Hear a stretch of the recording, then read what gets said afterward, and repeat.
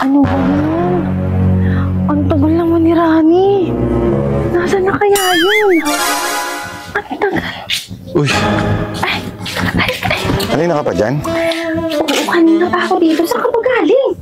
Doon sa palengke. Nakabili ka ba? Ay, nakalimutan ko.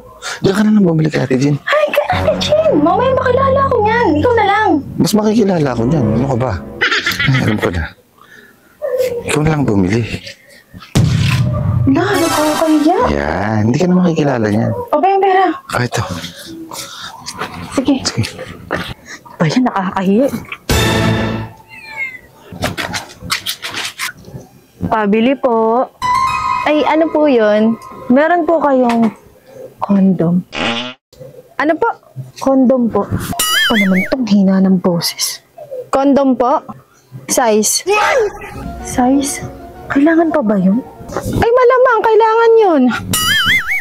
Ano yung libre? Anong libre ngayon, no? Ano kasi sabi ng boyfriend ko, kapag hinawakan ko daw ng dalawang kamay, may nadidilaan pa daw. Ano ba yung sasabihin ninyo? Anong dalawang kamay? Tapos may dinidilaan pa. Ano yun? Ang bastos nyo naman. Sabi ko ho, sais. Ay, akala ko ho. Sais po ba?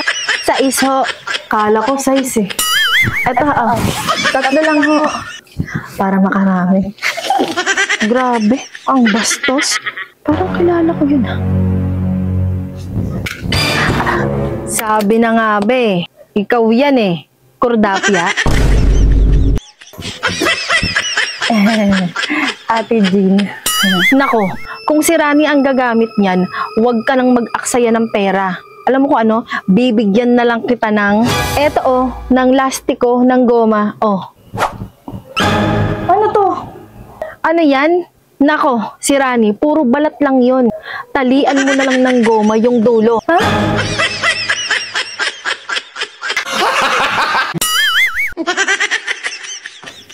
Alam mo bakit? Supot pa yun.